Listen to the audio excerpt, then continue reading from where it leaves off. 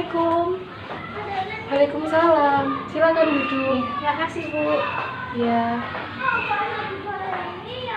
Bagaimana kabarnya hari ini? Sebenarnya kabar saya hari ini kurang baik, Bu. Kalau nggak salah kamu ini Mbak Niar kan ya, anak BK itu? Ya, benar, Ibu. Kok bisa tahu? Iya, saya tahu karena banyak dosen di sini tuh yang sering menceritakan Mbak Niar. Kalau nggak salah, Mbak Niar ini termasuk murid berprestasi ya di kampus ini. Ibu bisa aja. Tadi Mbak Niar mengatakan bahwa Mbak Niar ini merasa kurang baik. Memangnya kurang baik bagaimana Mbak Niar? Iya, Bu. Saya kurang baik hari ini. Ibu, sebelumnya saya berterima kasih Ibu sudah menyempatkan waktu Ibu untuk mendengarkan cerita saya. Tetapi saya tidak tahu harus mulai dari mana. Baiklah Mbak Niar.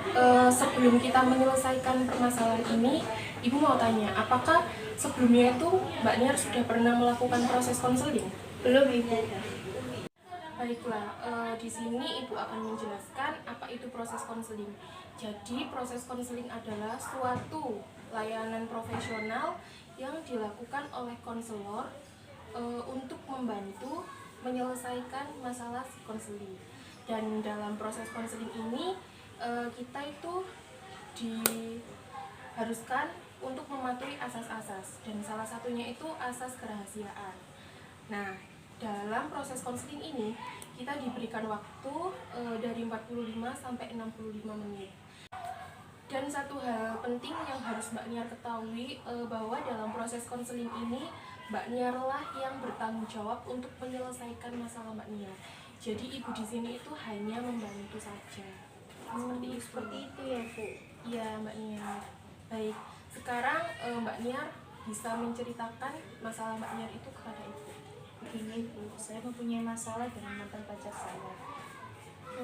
Jadi Mbak Niar ini mempunyai masalah dengan mantan pacar Mbak Niar. Iya, Ibu, benar. Baiklah, sekarang Mbak Niar bisa menceritakan masalah Mbak Niar dengan mantan pacar Mbak Niar tersebut. Baik, Bu. Saya sudah berpacaran selama kurang lebih 3 tahun. Tetapi 3 minggu akhir ini mantan pacar saya berselingkuh di hadapan saya dengan teman saya.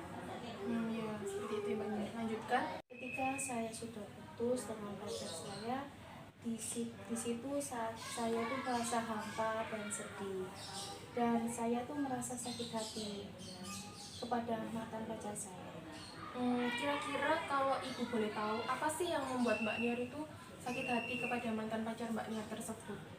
Ya, Ibu, mantan saya pernah selingkuh di belakang saya dengan teman saya, dan omongan apapun yang dia omongkan itu hanya bohong dan hanya palsu belakang. Kenapa beban saya semakin berat karena masalah seperti ini? Jadi Mbak Niar mengatakan bahwa hidup Mbak Niar itu terasa berat. Apa ya maksud dari perkataan Mbak Niar tersebut? Iya, Ibu, masalah ini merasa menjadi beban bagi saya, dan saya berpikir bahwa lelaki semua itu sama aja. Apa ya yang membuat Mbak Niar itu berpikir bahwa semua laki-laki itu sama? Bu, semua laki-laki itu sama, senangnya menyakiti hati perempuan saja, dan tidak bisa menghargai hati perempuan. Seandainya saya tidak bertemu dengan laki-laki itu, saya tidak seperti ini, Bu. Tidak akan seperti ini juga. Jadi Mbak Niar itu menganggap bahwa jika Mbak Niar tidak bertemu dengan mantan pacar Mbak Niar, hidup Mbak Niar tidak akan seperti ini. Iya, Bu. Saya juga jarang bergaul dengan teman laki-laki saya yang di kelas. Lalu dalam proses konseling ini apa yang Mbak Niar inginkan? Iya, Bu, saya ingin menyelesaikan masalah ini, dan saya berpikir semua laki-laki apakah sama sifatnya seperti mantan saya.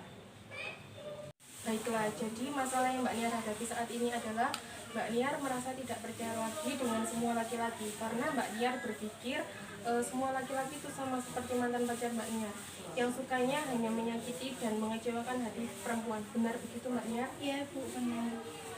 Baiklah, dalam masalah Mbak Niar ini, Ibu akan bantu dengan strategi restrukturing kognitif, karena nampaknya Mbak Niar ini selalu berpikiran negatif kepada semua laki-laki. Apakah Mbak Niar itu mengetahui apa itu restrukturing kognitif? Tidak Ibu. Jadi restructuring kognitif adalah Mbak Niar harus merubah pikiran negatif Mbak Niar menjadi pikiran yang positif, karena selama ini kan Mbak Niar itu selalu berpikiran negatif kepada semua laki-laki. Jadi seperti itu Mbak Niar. Oh, jadi seperti itu ya Bu. Baik, menurut Mbak Niar apa yang membuat beda mantan Mbak Niar dengan teman laki-laki Mbak Niar? Ya beda lah Bu. Mantan pacar saya kan sukanya menyakiti saya dan mengecewakan saya, sedangkan teman laki-laki saya dia suka bercanda dan fair dengan saya. Ya, jadi sekarang Mbak Niar itu harus punya mantan pacar Mbak Niar, ya tetaplah mantan pacar Mbak Niar, dan teman laki-laki Mbak Niar yaitu teman laki-laki Mbak Niar. Jadi mereka itu tidak memiliki sifat yang sama. Seperti itu Mbak Niar. Iya Ibu. Ya Ibu, saya baru sadar bahwa mereka itu berbeda. Saya selalu berpikiran yang negatif saja kepada mereka. Baik, sekarang pikirkan jika Mbak Niar terus terpuruk dalam masalah ini, apakah Mbak Niar bisa menjadi pribadi yang lebih baik lagi? Tidak Ibu. Tidak Ibu, saya harus berubah. Jadi perubahan apa yang akan Mbak Niar lakukan? Saya harus berubah agar tidak berpikiran selalu berpikiran negatif, dan saya tidak membanding-bandingkan laki-laki dan yang bersifat seperti mama saya. Baiklah, alhamdulillah jika Mbak Niar mau berubah, Ibu sangat bangga dan Ibu akan mendukung apa yang menurut Mbak Niar itu baik. Apakah mulai saat ini Mbak Niar sudah mau berteman dengan teman laki-laki Mbak Niar lagi? Iya Bu, saya ingin berteman dengan teman laki-laki saya lagi. Baiklah, hari ini Mbak Niar sudah menyelesaikan masalah Mbak Niar yang tadinya Mbak Niar itu berpikiran negatif kepada semua teman laki-laki Mbak Niar, tapi Mbak Niar sekarang sudah merubah pikiran tersebut.